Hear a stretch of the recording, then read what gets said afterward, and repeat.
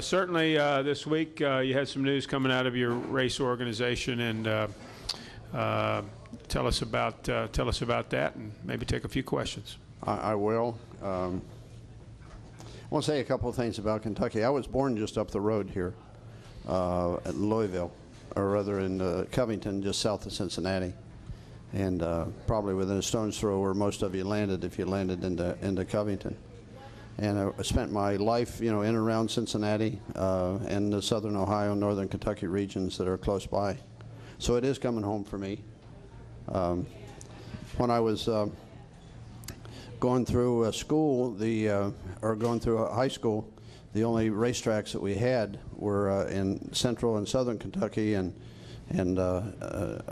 around Cincinnati, which was about 60 miles from my home. So I never actually went to a racetrack until I was 18 years old and senior in high school, and I took my car up to Raven Rock at airport at Portsmouth and watched the other guys race their cars. I didn't even race my car. So I was through college in Berea before I went to my first big track, which was Michigan, after I went to work for Ford.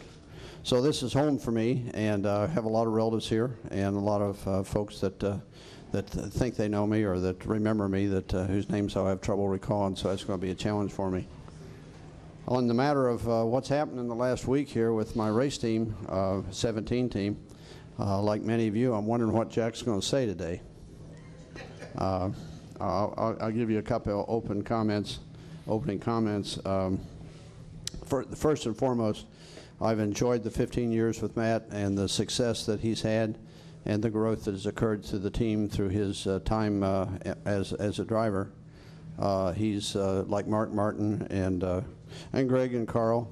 He's a cornerstone of what we do, and his DNA is all over the things that we're known for in our success. I will say that I was as surprised as most of you must have been when I learned that he would not be signing with us to go forward. It was a surprise. I had no idea that we were at that point. And I won't comment on the negotiations, on any negotiations that might have occurred, because we have an agreement not to talk about that.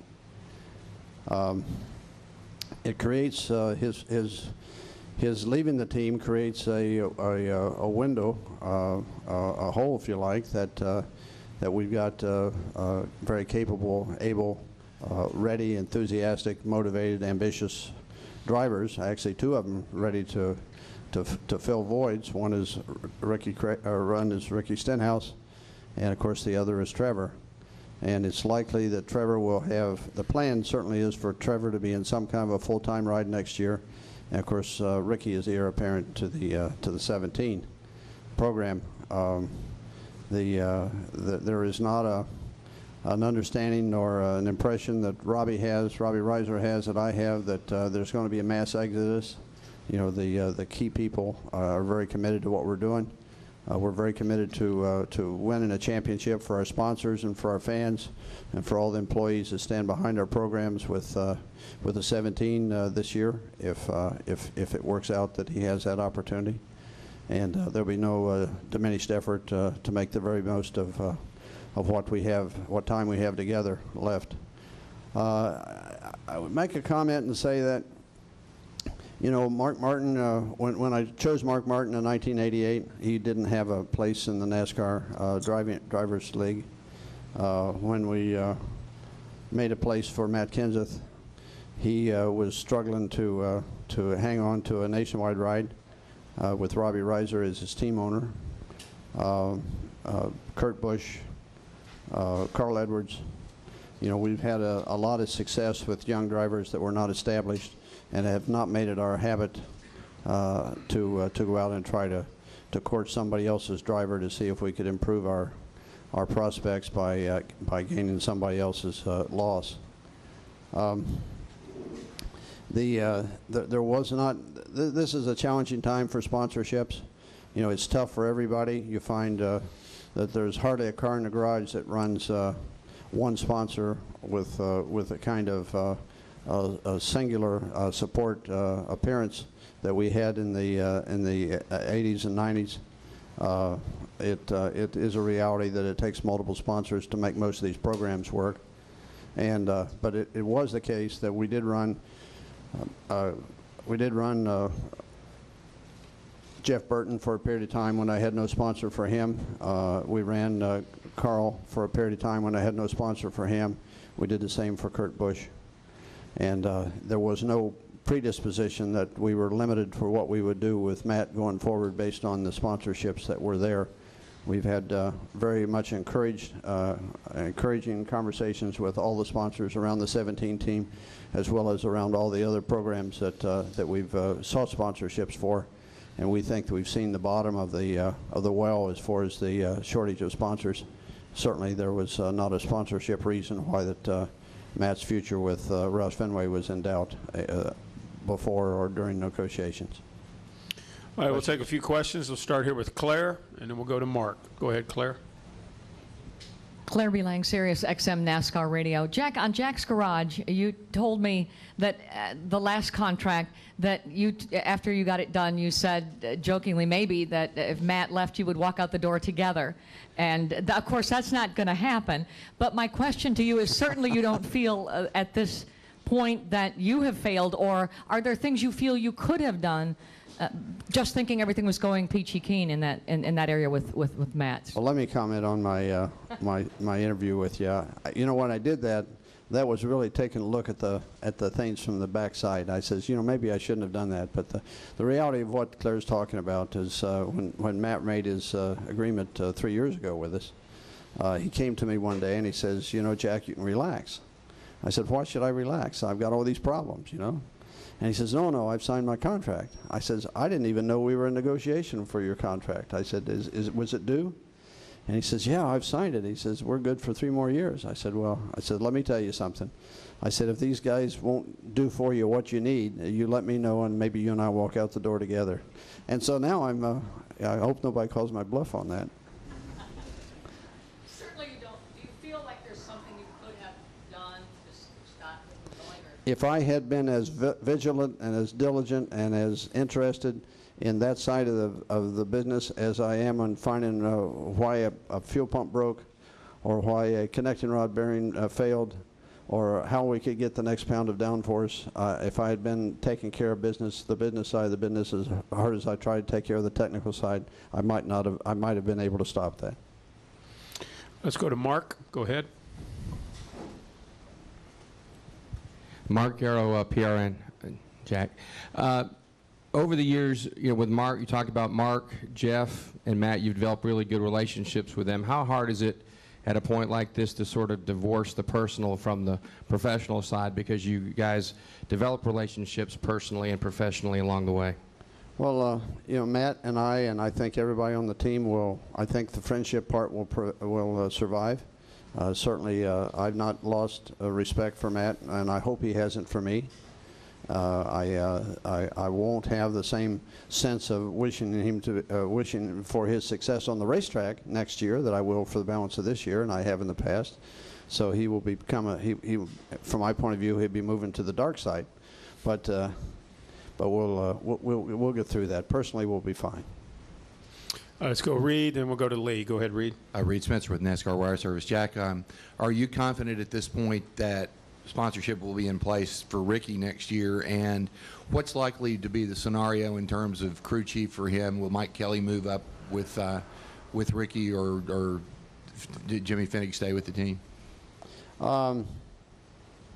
Well, first of all, let me say that the primary focus of our sponsorship efforts had been around Matt and the 17 car. But the thing that the determination, the decision to run Matt and to run the 17 and to carry on as usual was not dependent on any level of sponsorship. It was, if no sponsorship was there at all, which of course is not and would not be the case, we would have run the 17 car for an indeterminate period of time. As far as crew chiefs are concerned, and by the way, the initial conversation we've had with sponsors is all positive in terms of their understanding of what's happened and their commitment to the programs.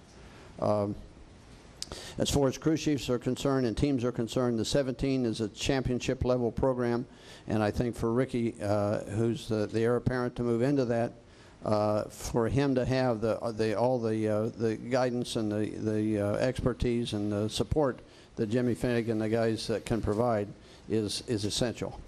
And you know, we will have a full-time nationwide program next year, and the plan is now for Trevor to be the driver for that program, although that's not been announced, and I'm not announcing it here today.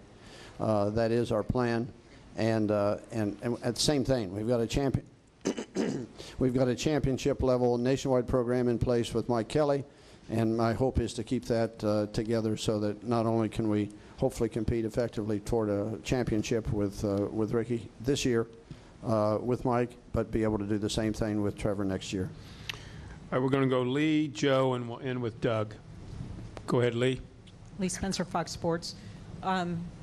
Do you want to keep the number 17, or would you go back to your flagship number 6 for Ricky Stenhouse? And also, why is it so difficult? I mean, I understand the economic conditions that we live in right now, but what makes it so difficult to sell a guy that's a NASCAR champion, has 2 Daytona 500s, numerous wins, very pleasant, you know, family background type of guy? Is it that he's 40-something? I mean, are sponsors today looking for something more youthful, or what seems to be, you know, the problem there?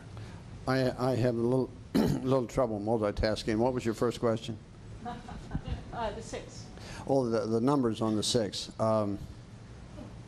The 17, Jimmy Finnegan and that group are the 17.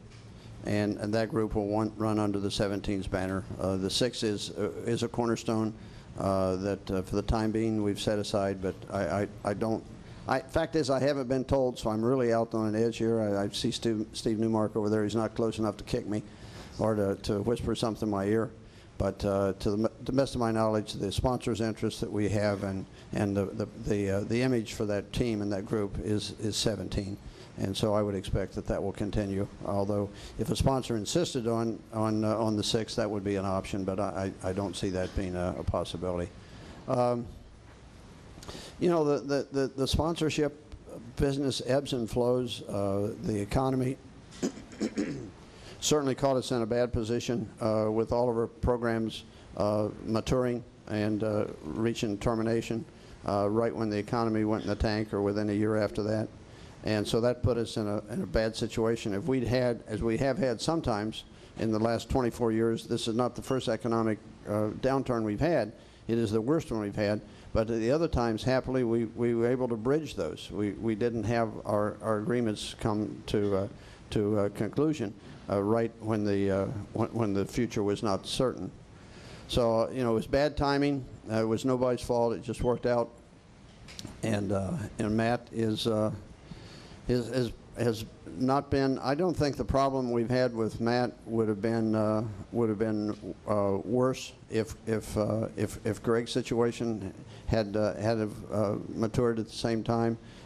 We were happy to have folks with 3M that saw the future relationship being important, and they were able and willing to negotiate new contracts before the old ones were concluded, and so that was a happy situation there. But Matt is a champion, and certainly there has been interest. You know, we've got Fifth Third on board this year. We've got Best Buy on board this year, and just a number of other sponsors that I'm not able to mention because the conversations are ongoing for that team that were very interested in Matt. But you know, I guess I tend to differ that Matt has been a great challenge to sell sponsorship based on his image. I think that the challenges we had were predicated by caused by the economy and just the timing.